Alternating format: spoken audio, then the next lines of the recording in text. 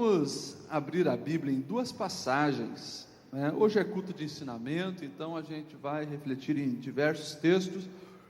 Abra sua Bíblia lá em Mateus, capítulo 4, do verso 1 ao 4, e depois nós vamos já para Mateus 6.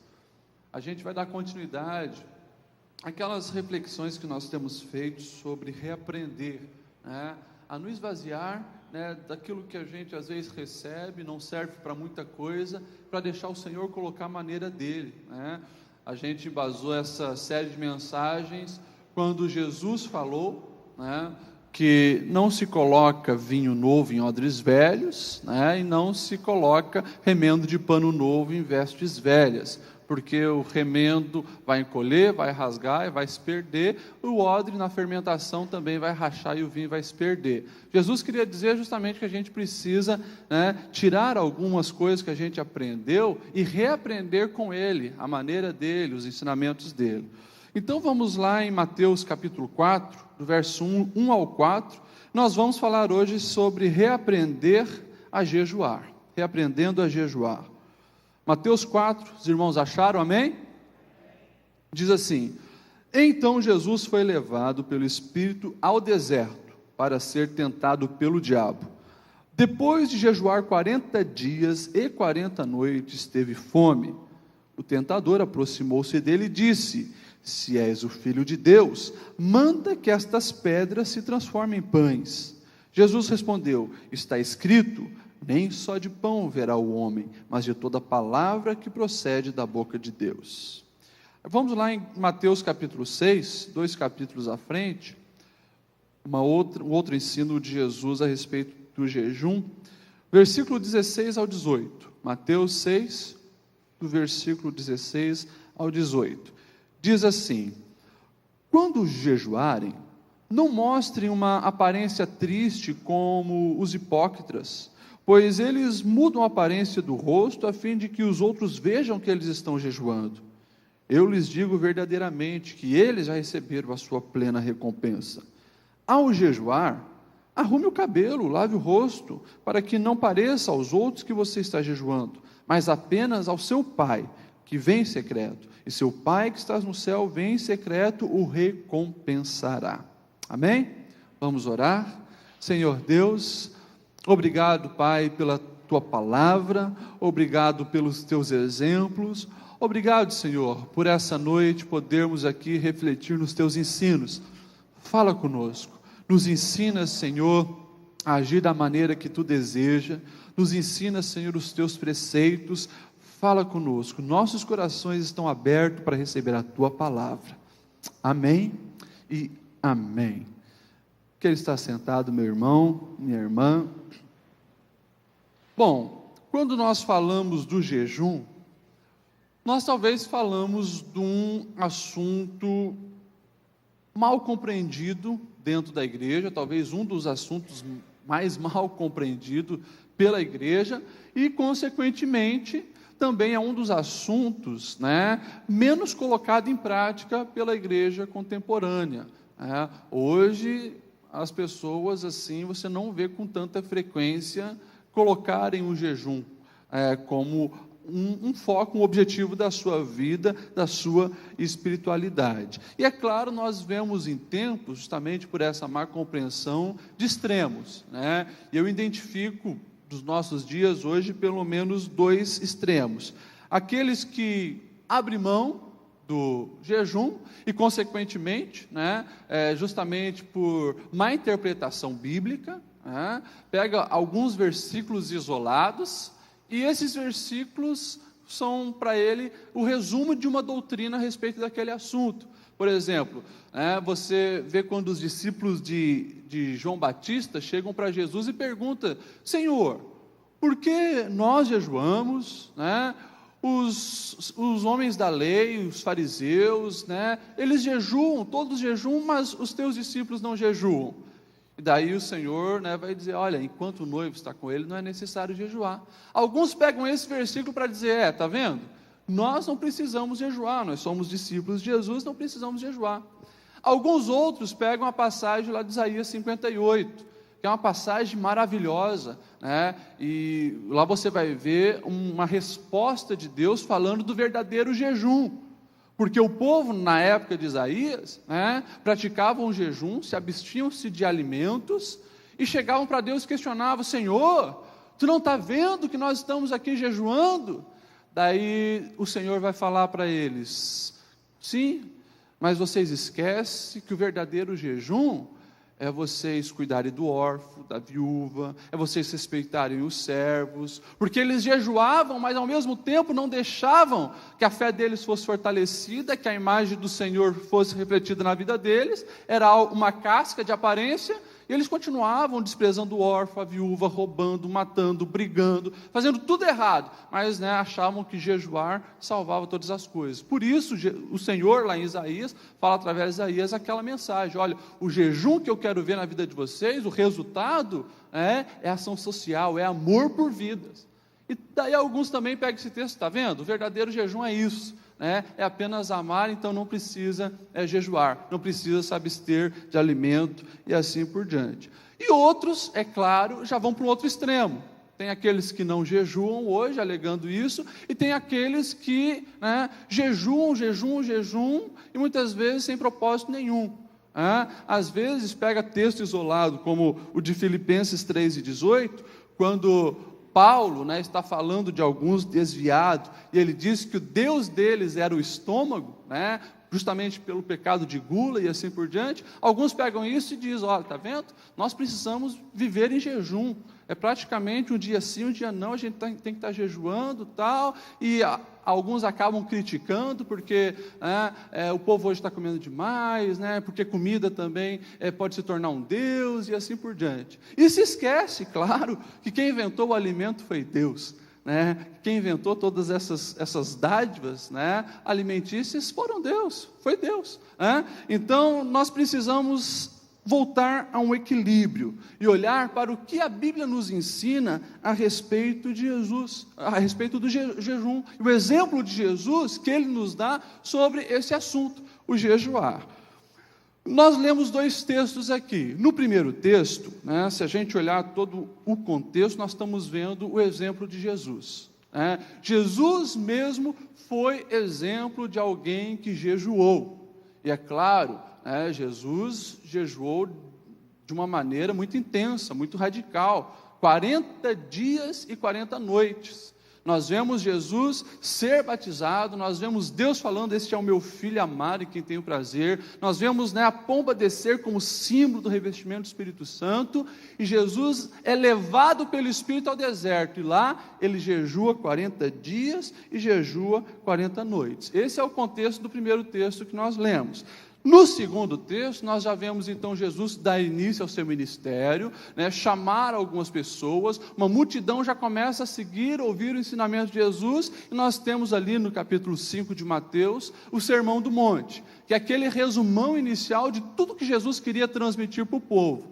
E entre os seus ensinamentos, ele fala sobre o jejum, dizendo: olha, quando vocês jejuarem, gente, pelo amor de Deus, passe a maquiagem, penteie o cabelo, coloca lá o gelzinho no cabelo, não deixa a roupa amarrotada, fica bonitinho, porque naquela época o jejum continuava ainda sendo uma questão de casca, ou seja, as pessoas que jejuavam queriam mostrar-se assim: nossa, olha como eu sou espiritual, olha como eu tenho intimidade com Deus, olha como eu sou uma pessoa santa. E daí elas bagunçavam o cabelo, andavam todo desleixado, fazia aquela cara assim, de coitado de mim, e saía pelas ruas. Daí todo mundo: tadinho, o que está acontecendo? Está jejuando. Nossa, que homem santo, nossa, que mulher santa. Jesus diz: gente, não façam isso.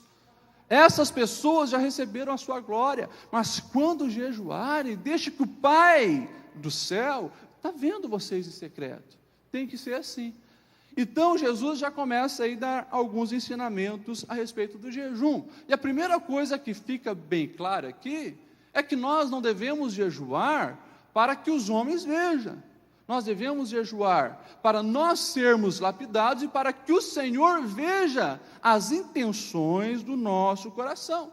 É o que ele diz ali no versículo 18 que nós lemos do capítulo 6. Para que não pareça aos outros que vocês estão jejuando, mas apenas a seu Pai, que vê em secreto.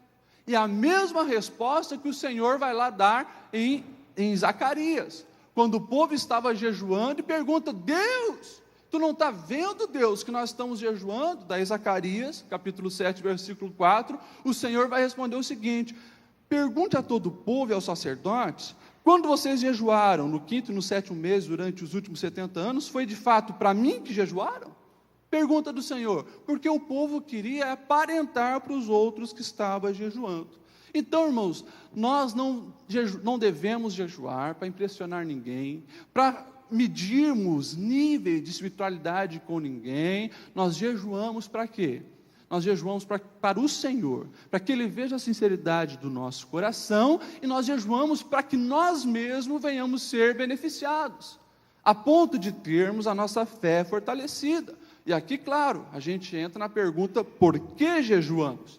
E a resposta mais generalizada possível é justamente essa: nós jejuamos para ter a nossa fé fortalecida.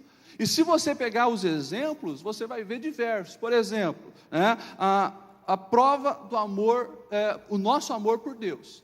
Nós jejuamos porque nós queremos mostrar para Deus que nós o amamos. É um símbolo de desapego às coisas terrenas. Ou seja, eu renuncio o pão terreno porque eu quero me alimentar do pão do céu. O alimento é bom, mas a minha intimidade com o Senhor é melhor. Nós nos deleitamos com os alimentos terrenos, mas eu prefiro muito mais ainda me deleitar com o alimento espiritual. Quando eu jejuo, eu estou mostrando, claro, isso também, a minha fome por Deus, o meu desejo de relacionar com Deus, o meu desejo de ter a fé no Senhor acrescentada. Nós também vemos, nesses porquês, alguns exemplos de uma revelação especial. Ou uma unção especial para início do ministério, que é o caso de Jesus. Jesus, antes de começar o seu ministério, ele é batizado e sai dali, o Espírito leva então ele para o deserto. E lá, por escolha própria, Jesus decide então passar 40 dias em jejum e oração. Está ali jejuando, sem comer. E ali ele é fortalecido porque ele teria um grande desafio pela frente. Ele traria ali toda a mensagem do Senhor, que nós conhecemos do Evangelho. A mesma coisa, ou muito parecido, acontece com Moisés. O diferencial é que Moisés, ele teve ali algo divino. Porque Moisés, ele passa 40 dias também, com o Senhor, recebendo toda a lei mosaica, e ele está em jejum. E a diferença de Moisés e Jesus é que Moisés, ele ficou sem comer e sem beber, mas consequentemente, ali nós já temos um milagre, é algo divino acontecendo, mas ele recebe ali algo fantástico, ele recebe ali uma revelação de Deus para aquele tempo, ele recebe ali a lei mosaica. O Senhor então também, o Senhor Jesus traz as boas novas do Evangelho. Moisés, ele traz a lei.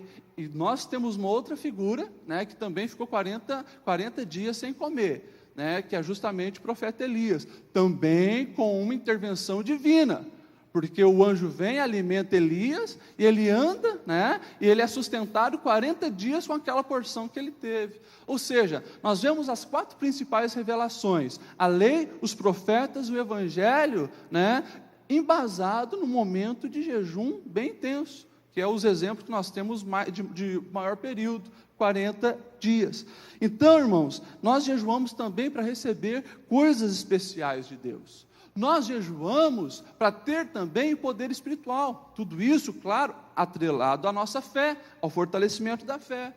Quando nós vemos, por exemplo, o momento da transfiguração, que aparece justamente Moisés e Elias, e o Senhor Jesus no meio. Quando eles descem do monte, nós vemos ali os discípulos que ficaram tentando expulsar um demônio. E essa história você pode ler lá em Mateus capítulo 17, versículo 20. Eles não conseguem expulsar o demônio. tentam, o que estava ali naquele rapaz, até que Jesus chega, expulsa e critica a fé deles, né? Uma geração sem fé, e diz: existem certas castas de demônios que são expulsas pelo jejum e oração. Ou seja, existe algo no jejum também que nos reveste espiritualmente, nos traz poder espiritual. Nós vemos também justamente a questão do nosso controle, nosso domínio próprio, a nossa disciplina. Nós jejuamos para isso também, né? É a questão de mortificação da carne. Se eu consigo controlar um dos desejos, essenciais do homem, que é o comer, e a gente chama de algo natural, um desejo natural, eu conseguirei, consequentemente, dominar o meu corpo e também evitar, os desejos carnais. Se eu consigo vencer o apetite natural, que antes da queda do homem já tinha os alimentos frutíferos lá no jardim, depois da queda, eles continuam comendo, mas é algo natural já, que Deus planejou para o homem o apetite. Se eu consigo dominar isso, o meu apetite, consequentemente a minha fé estará fortalecida, e eu conseguirei também resistir e vencer os apetites carnais. Então, nós jejuamos por tudo isso. Jejuamos para quê também? Busca por um milagre. E aí você tem vários e vários casos na Bíblia. Por exemplo, depois do pecado de Davi com Betseba, ela engravidou. E ali, ia nascer uma criança. Nós vemos Davi, está lá a história em 2 Samuel capítulo 12, versículo 16, Davi jejuando, e ali nós temos também, um dos únicos casos da Bíblia, onde o jejum não é respondido.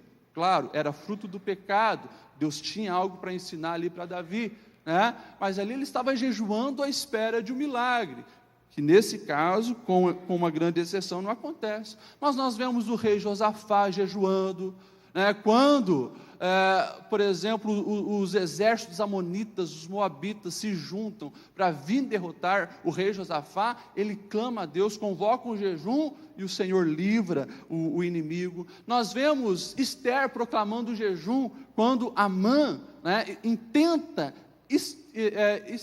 na verdade, matar todos os judeus, extinguir os judeus da face da terra. Nós vemos Esther, olha, vamos jejuar durante 3 dias todos, e nós vemos o que acontece, Deus livra o povo judeu das mãos de Amã, na verdade, Amã que é prejudicado, Amã que é morto. Nós vemos então essa busca por esse milagre.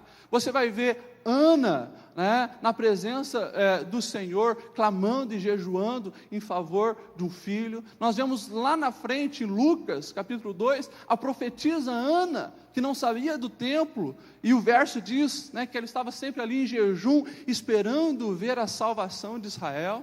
Então, nós vemos muitas passagens da Bíblia, colocando o jejum, como algo que traz o milagre. As pessoas que buscam o milagre, esperam o milagre. Nós também vemos o jejum como uma expressão dos sentimentos do coração. Você vai ver em casos de tristeza, por exemplo, Davi convocando um jejum quando Jonatas morre, quando Saul morre, ele convoca um jejum de lamento, para que Deus olhe para o coração que está ali entristecido. Nós vemos o próprio Jesus, quando ele fala para os discípulos de João, olha, não se deve jejuar enquanto o noivo está junto. E nós vemos Jesus justamente colocar a palavra luto, não deve jejuar, enquanto o noivo está, ou seja, e Jesus usa a expressão ficar de luto, assimila o jejum ao luto, ou seja, era também uma maneira de expressar a contrição do coração. E nós vemos também o jejum como um quebrantamento de arrependimento, que é o que acontece lá quando Jonas vai pregar para Nínive. Vocês estão errados, vocês estão pecando contra o Senhor, vocês estão desagradando o Senhor, e o povo todo se arrepende. O que eles fazem? Faz um jejum coletivo em Nínive, todos se arrependem, e a ira do Senhor não cai sobre Nínive.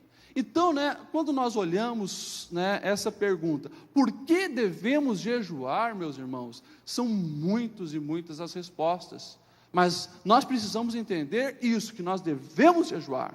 O próprio Jesus nos ensinou através do exemplo, ele nos estimulou, ele disse, olha, quando jejuares, façam assim. Ou seja, o Senhor esperava que os seus seguidores também viessem a jejuar. E aquele versículo que nós lemos, que o Senhor fala, enquanto o noivo estiver presente, não se deve jejuar, ele estava falando naquele momento primeiro, do seu ministério, depois da morte dele e da assunção dele, a igreja precisa sempre estar jejuando.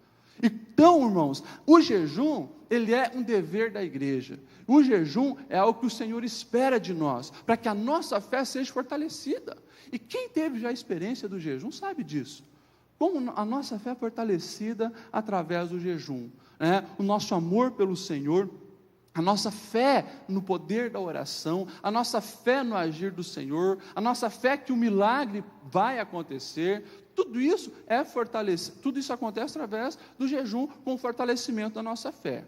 E é claro, quando nós então entendemos que devemos jejuar, que é um ensinamento bíblico, que está tanto no Antigo Testamento quanto no Novo Testamento, a gente precisa atentar na maneira como nós devemos jejuar.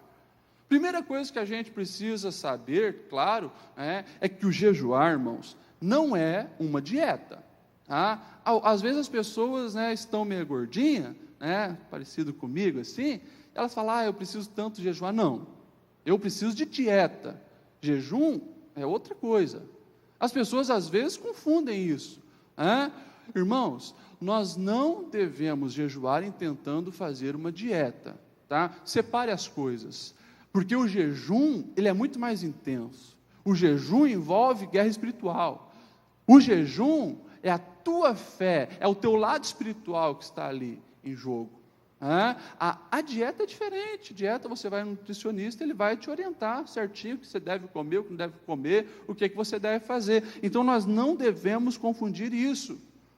Ou também aproveitar um gancho, quando vai no médico e a gente está com algum problema de saúde, a primeira coisa que os médicos fazem é cortar um monte de coisa na alimentação, não coma isso, não coma aquilo, não coma aquele outro.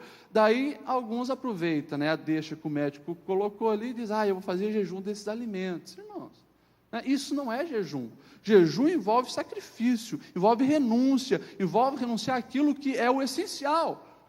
Ou seja, nesse caso nós estamos falando principalmente o alimento, que é a base da alimentação, da nossa vivência, da onde nós nos nutrimos. E também, alguns aproveitam que estão numa correria, às vezes, desse nosso ativismo, e diz, puxa, hoje nem vai dar tempo então de almoçar, porque tem muito trabalho para fazer, então eu vou aproveitar e já vou jejuar. Irmãos, isso nada é jejum. Na verdade, você vai acabar passando fome, mas isso não é jejum. O jejum, ele precisa ter um propósito. Você pode olhar todos os casos bíblicos, você não vai encontrar um caso de alguém que jejuou sem um propósito. Você não vai encontrar um caso sequer.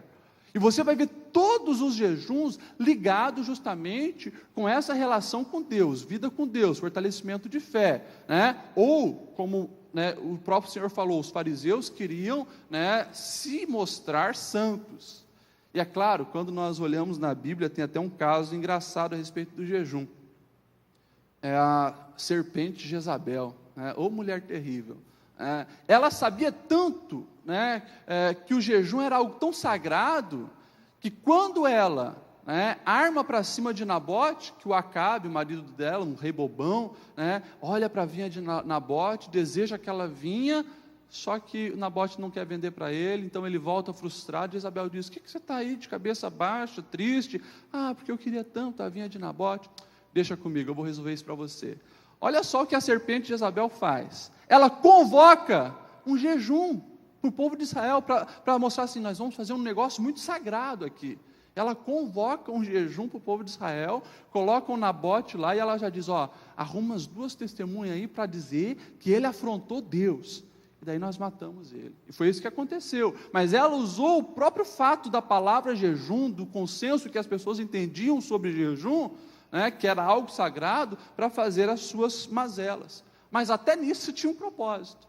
Ou seja, você pode pegar todos os casos de jejum, todos eles têm algum propósito. E nós precisamos também fazer o nosso jejum com um propósito. Nós temos que ter um alvo, nós temos que ter um objetivo. Eu vou fazer um jejum por essa causa, eu vos fazer um jejum por isso, por aquilo, e assim por diante. E claro, consequentemente, você vai ver que o jejum, praticamente todos os exemplos bíblicos, eles estão ligados com algum momento, por exemplo, de tensão, de uma grande urgência, né, de algo que precisava da intervenção de Deus.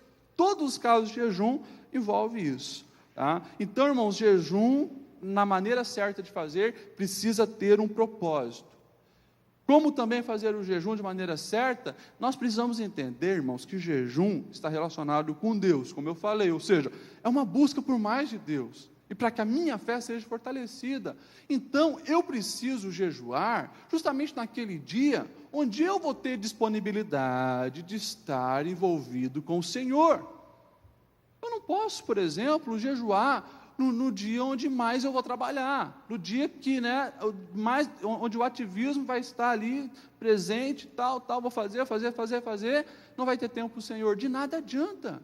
É justamente naquele dia, puxa, hoje está um dia light, hoje eu vou ter tempo, então hoje eu vou jejuar, porque daí eu vou ter tempo para passar com o Senhor na oração, na leitura da palavra, nos louvores, eu vou me relacionar com o Senhor. O jejum, ele deve ser feito dessa forma. Tanto que quando Jesus foi jejuar, durante aqueles 40 dias, ele foi para o deserto, porque ele queria uma solitude, ele queria consagração total ao Senhor. E aqui, quando eu falo da palavra solitude, nós precisamos resgatar isso, irmãos. Nós somos uma geração que não exercitamos a solitude, pelo contrário, confundimos solitude com solidão, e a gente quer fugir da solidão, e isso, resulta que nós às vezes não temos tempo de estar, abaixando a poeira e refletir na vida.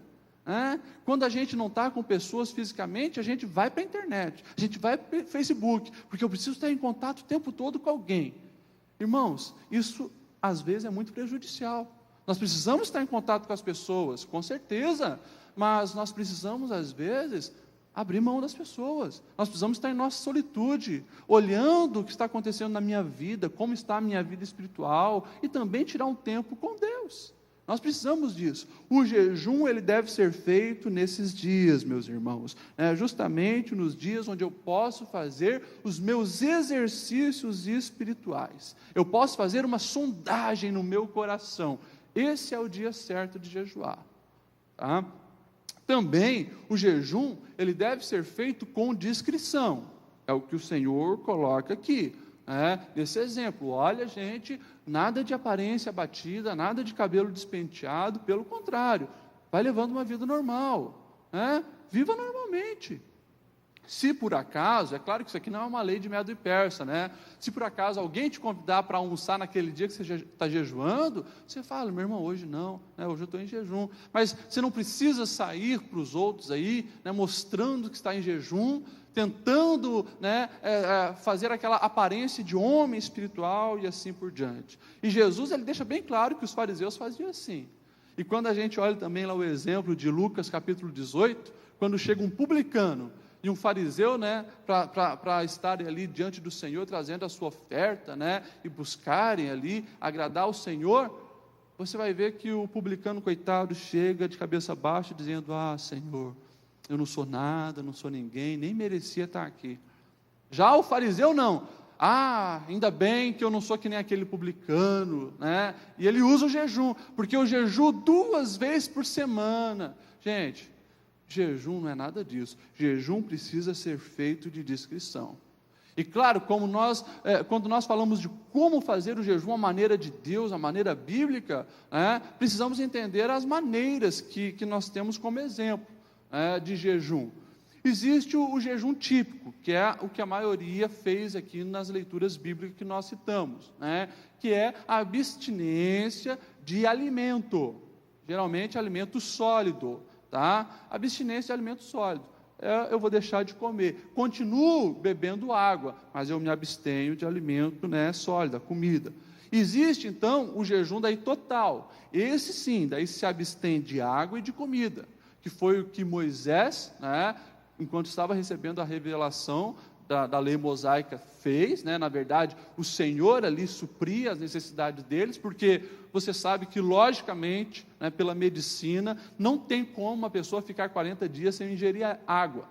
Tanto que o Senhor Jesus, né, no exemplo que ele nos dá, quando ele passa 40 dias no deserto, todos os teólogos afirmam que Jesus bebeu água, né? Até o próprio texto diz, né, e depois dos 40 dias ele comeu, né, porque a água provavelmente ele tinha continuamente.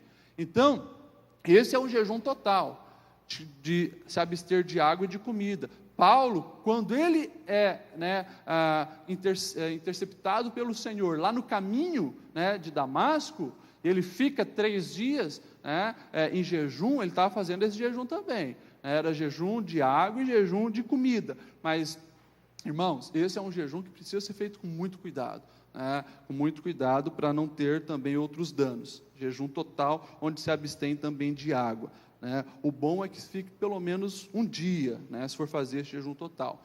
E existe o que se chama também de jejum parcial, né, que não é se abster de todos os alimentos, né, ou de todos os líquidos. Se abstém daquilo que, por exemplo, vai fazer falta, né. A lógica é essa: tem que ser algo, né, que vai fazer falta, tem que ser algo que você realmente necessita, tem que ser algo bom, algo agradável, algo que você gosta, né. E aí pode ter o jejum parcial. Daniel, e as pessoas chamam até o jejum de Daniel, foi esse, né? Tanto no capítulo 1, quando ele, né, rejeita os manjares do rei, fica só com legumes e água, quanto no capítulo 10, onde ele abre mão de vinho, de tantas outras coisas. Daniel, no capítulo 1 e capítulo 10, mostra esse exemplo de jejum parcial. É o que alguns homens da história da igreja faziam. O John Wesley, né, ele fazia muito esse jejum parcial. Ele comia apenas pão e mais nada. Era pão e água, pão e água, pão e água, né? Mas, ou seja, ele tinha essa renúncia de muitas outras coisas, né, que ele desejava. E, né, nos nossos tempos hoje, até nos tempos bíblicos, né, nem sempre envolvia o alimento, né? Paulo, ele dá a entender, lá em 1 Coríntios 7 e 5, que já na igreja de Corinto, alguns irmãos praticavam, por exemplo, o jejum de sexo. Claro, sexo é muito bom, né? Foi criado por Deus, inventado por Deus para o casal desfrutar, né? Mas Paulo, ele deixou uma orientação muito clara, né? Ele disse assim: olha, não se recusem um ao outro, exceto por mútuo consentimento, e durante certo tempo, para se dedicarem à oração. Depois unam-se de novo, para que Satanás não tente por não terem domínio próprio. Hoje nós temos visto, por exemplo, as pessoas fazerem jejum de televisão, jejum de internet, enfim, se aquilo te atrai, se aquilo exige tempo de você, se o teu coração, né, gosta daquilo, com certeza, irmãos, esse jejum é válido.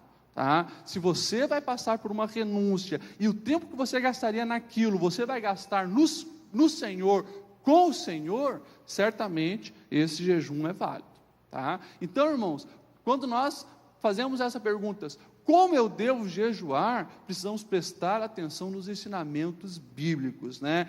Com discrição, buscando ao Senhor, tendo um propósito. Isso precisa estar bem claro, e nunca confundir com dieta, né, misturar as coisas com recomendações médicas, né? Isso não, meus irmãos. O Senhor olha o nosso coração, Ele olha a intenção. Ah, pastor, e em respeito então à duração, quanto tempo deve durar? A Bíblia, irmãos, ela não existe assim, uma especificação, uma regra: olha, você deve jejuar tanto, né?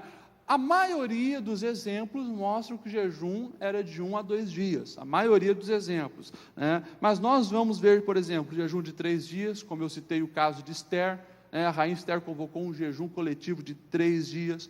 Nós vamos ver, lá em 1 Samuel, um exemplo de um jejum de 7 dias. Nós vamos ver Daniel, nesse jejum parcial, fazendo 3 semanas, 21 dias. Nós vamos ver os 3 exemplos clássicos que eu citei, de Jesus, Moisés e Elias, de 21 dias. Lembrando que só o Senhor, né, o Senhor Jesus, que fez esse jejum de 40 dias, né, de 40 dias, sem, digamos assim, milagres, né, de subsistência acontecendo. Tá? O que é importante, irmãos? É importante, quando nós falamos de duração, estabelecer um prazo. né? Olha, eu vou jejuar 2 dias, eu vou jejuar 3 dias, para que a gente também lute contra aquele desejo, fortaleça o espírito, acrescente a nossa fé e venhamos depois, né, ver que realmente conseguimos alcançar aquele objetivo, né? Então precisa ser tratado o objetivo. Às vezes pessoas, eu vou jejuar alguns dias, né? Ela não estipula porque no coração dela ela quer jejuar 7 dias, mas aí chega no segundo, né, ela já desanima, já desiste, daí diz, não, já jejuei, cumpri meu objetivo. Não, precisa se estabelecer um prazo. Isso é muito bom, isso mostra, né, que a gente tem um objetivo com aquilo a alcançar e vai passar por todo o processo de renúncia, né, para alcançar aquele objetivo. Quando nós falamos, irmãos, de jejum, né, estamos aqui vendo os ensinamentos bíblicos a respeito desse assunto, não podemos esquecer que existem alguns perigos concernentes ao jejum. Por exemplo, problemas biológicos. Tem pessoas que não podem fazer jejum, pessoas que às vezes têm problemas de estômago e assim por diante, não pode fazer jejum. Então, não faça jejum de alimento, faça jejum de algo que você então consiga, lutar contra. Por exemplo, você gosta de estar no Facebook, faça 1 mês de jejum de Facebook, isso vai ser saudável para você. Você vai ter também essa luta contra, o Facebook. Por exemplo, então, é um perigo, às vezes as pessoas, como eu estava falando sobre os perigos, às vezes as pessoas negligenciam isso. Não, porque eu vou jejuar, não importa se eu tenho esse problema. Às vezes padecem, dores e sofrimentos que não era necessário biologicamente por insistir em algo que não devia fazer. Muitos também, e é um risco que a gente deve evitar a respeito do jejum, é a compreensão errada, a respeito do jejum. Por exemplo, muitos buscam, que é o famoso gnosticismo, a salvação através dos méritos, e os próprios gnósticos, eles sacrificavam o corpo, porque eles consideravam o corpo como mal, a matéria é má, o espírito é bom. Então, tudo que era voltado para o corpo era má. Eles eram aqueles que, nos mosteiros, durante a Idade Média, eram aqueles monges que se chicoteavam, se cortavam, ou seja, eles achavam que tudo relacionado à matéria era má. E daí, claro, sacrifica a matéria para obter a salvação. Ou, como no tempo de Lutero, através das obras, das indulgências, através de comprar algo, de fazer algo, é que eu vou conseguir a salvação. Irmãos, muitos confundem isso também até hoje com jejum, achando, não, eu vou jejuar para mim ser salvo, eu vou jejuar para mim conseguir então a minha salvação, para mim ter os meus pecados perdoados. Meus irmãos, não tem nada a ver com isso, tá? A salvação, ela vem por Cristo, é graça, não é pelo que a gente faz, não é pelo nosso mérito, não é pelo sacrifício do jejum, e a gente precisa cuidar disso. E também não é uma compreensão errada que acontece muito, que acontecia no tempo de Jesus e acontece hoje, é isso, comparação de nível espiritual. Pastor Aguiar, quantos dias o máximo que você já jejuou? Só 7 dias? Você está mais fraquinho que eu cheguei a jejuar 10 dias. Irmãos, jejum não é para isso. Isso é um equívoco, você jejuar com esse propósito de fazer comparações, comparações de nível espiritual. É um risco que se corre. E também a maneira de jejuar. Tem pessoas que nunca jejuaram, e daí ela vê alguém, nossa, o irmão lá jejuou 3 dias, eu também vou jejuar 3 dias. Começa devagar, começa com uma manhã, começa com manhã e tarde, depois pula para um dia. A pessoa já quer jejuar de cara 3 dias seguidos, e às vezes sofre fisicamente, quase morre, e tem casos até que chegou a níveis bem drásticos, por não ter essa sabedoria. Então ela quer jejuar dessa maneira, porque viu o outro jejuando e se joga nisso. E um outro perigo também, risco do jejum, essas pessoas que passam 3 dias de jejum, depois querem tirar o atrasado, vai fazer o desjejum na churrascaria, vai fazer o jejum comendo uma feijoada, e daí, claro, vai ter um problema, né? A saída do jejum também precisa ser com equilíbrio, meus irmãos, né? Com uma comida mais light, uma sopinha, um caldinho, uma saladinha, porque senão pode dar problema também, né? E claro, a gente precisa entender, né, principalmente nos casos de jejum com um período mais longo, irmãos, precisa ter uma direção muito clara de Deus. Tem pessoas que, não, eu quero ser igual Jesus, eu vou fazer um jejum de 40 dias.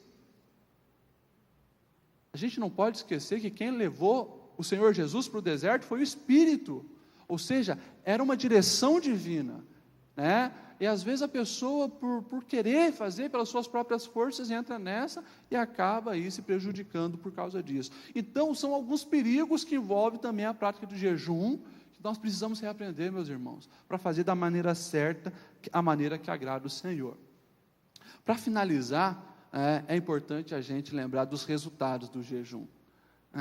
E como eu falei, você pode pegar todos os casos bíblicos, e são centenas de exemplos. O único que eu me lembro que não obteve resposta, como eu falei, foi ali o caso de Davi, né, onde ele jejuou para que aquele filho do adultério não morresse. Mas ali Deus tinha uma lição à parte com Davi. Agora você pode pegar todos os outros casos. Você vai ver que quando Moisés jejuou, ele recebeu a revelação da lei, né, a maneira que o povo deveria se portar, viver. Você vai ver Ana chorando, se lamentando e em jejum, porque não tinha um filho e era ridicularizada. Ela sai com Samuel nos braços. Você vai ver o rei Josafá clamando desesperadamente, convocando o povo para jejum, porque sabia que ele não tinha chance contra os amonitas e os moabitas. O Senhor intervém, destrói os exércitos inimigos quando o povo jejuou. Quando o próprio rei Acabe, esse que eu falei, que era manipulado pela rainha Jezabel, chegou um momento da vida dele, que quando o profeta, vai lá e fala tudo para ele o que ia acontecer, as maldições que iam cair sobre ele e a família dele, sabe o que Acabe faz? Ele se arrepende e ele começa a fazer um jejum, e até ele obteve resposta de Deus. O Senhor diz para Acabe: olha, então tá, como você se arrependeu e jejuou na minha presença, isso não vai acontecer contigo, vai acontecer com as próximas gerações. Até Acabe, quando jejuou, foi respondido pelo Senhor. Nós vemos Esdras, quando ele sai então para reedificar Jerusalém, nós vemos ele convocando o povo para um jejum, para que o Senhor viesse guardar, abençoar e prosperar a empreitada deles, e a gente sabe que os muros foram reconstruídos, o templo foi reinaugurado, o povo estava de novo ali servindo ao Senhor no templo de Jerusalém. Nós vemos o próprio caso da rainha Esther, quando a mãe tenta matar e extinguir os judeus da face da terra, eles entram em jejum e o Senhor responde, livrando eles da mão de Amã. Nós vemos Daniel, quando fez o jejum lá no capítulo 1, ele recebe sabedoria superior a todos os outros, e é colocado numa posição de destaque. Lá no capítulo 10, quando ele faz jejum no capítulo 10, ele recebe uma revelação do Senhor, e o próprio anjo Gabriel vem conversar com ele e falar do que havia de acontecer. Nós vemos a profetisa Ana, que já muito velha, continuava ali no templo jejuando e clamando pela salvação dos judeus. Ela tem a oportunidade e o privilégio de ver o menino Jesus. Nós vemos Jesus no deserto, se preparando com o jejum para o seu ministério. Nós vemos ele lá na cruz, cumprindo o objetivo que havia sido traçado desde a fundação do mundo.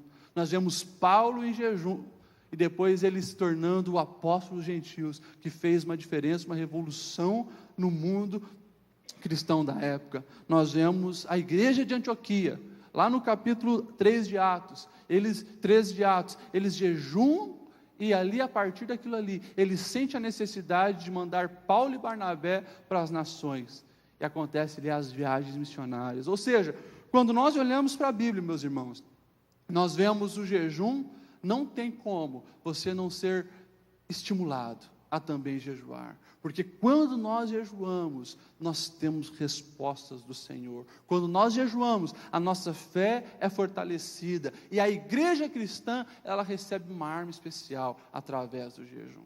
Nós precisamos reaprender a jejuar. O Senhor espera isso de nós, e o avivamento que eu quero que aconteça na minha vida, que você quer que aconteça na sua vida, as soluções de tantas coisas que humanamente é impossível, que nós esperamos e queremos, vão acontecer a partir do momento que nós colocamos a nossa vida em jejum, em oração, em consagração ao Senhor. Vamos ficar em pé? Irmãos, quando nós falamos do jejum, não esqueça disso. Por mais que é mal compreendido hoje, e aqui resumidamente eu tentei expor para os irmãos, por que devemos jejuar, como devemos jejuar, o que envolve alguns riscos, mas não esqueça, meu irmão, disso.